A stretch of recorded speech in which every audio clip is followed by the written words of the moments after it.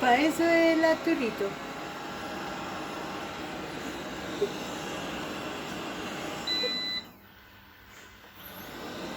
Ya, Mati, tómalo.